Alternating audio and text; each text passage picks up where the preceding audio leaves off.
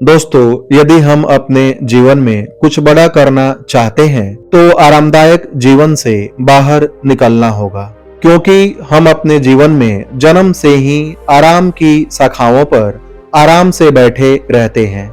हम अक्सर अपने जीवन में बदलाव को स्वीकार करने या जोखिम लेने से बचते हैं और तब हम ऊंची उड़ान भरने और अपनी वास्तविक क्षमता को भूल जाते हैं।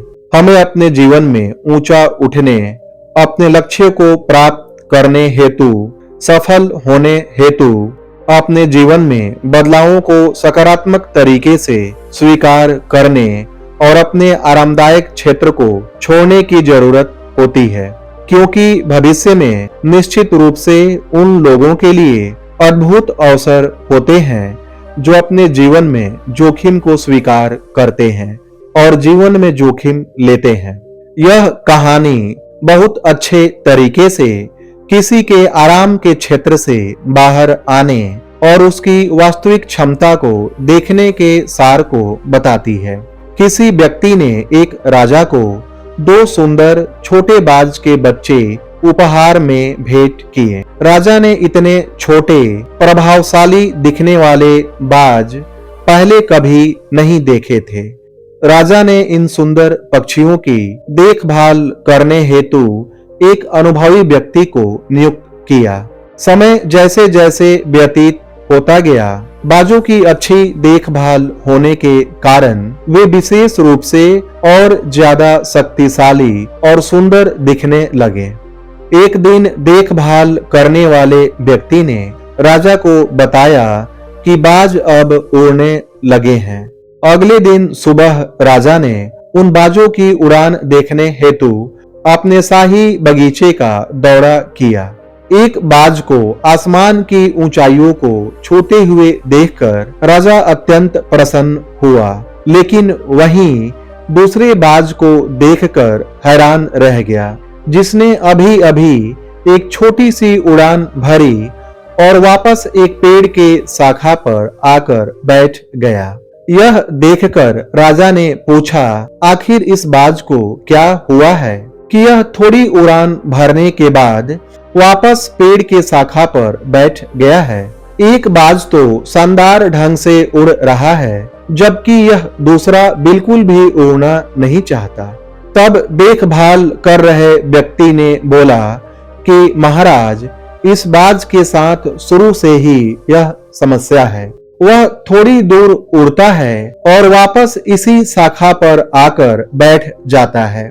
चूंकि राजा दोनों बाजों से बहुत प्यार करता था और वह दूसरे बाज को भी आसमान में उड़ते हुए देखना चाहता था, अगले दिन राजा ने पूरे राज्य में घोषणा करवा दी कि जो कोई व्यक्ति इस बाज को आसमान में ऊंची उड़ान भरवा सकता है, उसे अच्छी तरह से पुरस्कृत किया जाएगा।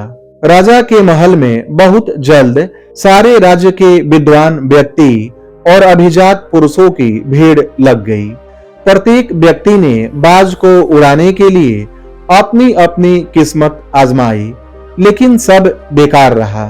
धीरे धीरे सप्ताह बीतने लगे, लेकिन बाज अभी भी उसी स्थिति में था। वह थोड़ा सा उड़ता और फिर वापस उसी शाखा पर आकर बैठ जाता। एक दिन राजा ने देखा और उसे आश्चर्य हुआ कि आज दोनों बाज आसमान में एक साथ ऊंची उड़ान भर रहे हैं। राजा ने तुरंत यह पता लगाने को कहा कि आखिर यह कारनामा किस व्यक्ति ने किया। अगले दिन एक युवक को राजा के दरबार में पेश किया गया। उसे सोने के सिक्कों और हीरे जवाहरात से पुरस्कृत किया गया। फिर राजा ने उस व्यक्ति से पूछा कि आखिर तुमने इस असंभव काम को संभव कैसे कर दिखाया, जबकि दूसरे बड़े बड़े विद्वान इस बाज को उड़ा नहीं सके, लेकिन तुमने यह करतब कैसे कर दिखाया। तब उस व्यक्ति ने कहा कि महाराज, मैं एक साधारण किसान हूँ। जब मैंने देखा कि बाज थोड़ी सी उड़ान भरता है और फिर वापस आकर उस शाखा पर बैठ जाता है, तो मैंने उस शाखा को ही काट डाला जिस पर वह बैठता था। जब उस बाज ने देखा कि वह शाखा नहीं है, तो वह अपने साथी के साथ ऊंची उड़ान भरने लगा।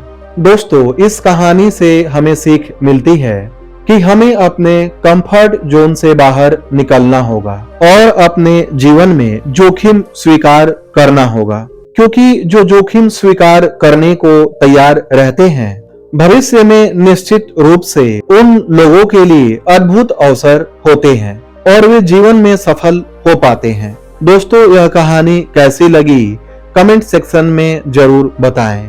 वीडियो पसंद आई हो तो इसे लाइक करें, शेयर करें और चैनल को सब्सक्राइब करें। धन्यवाद।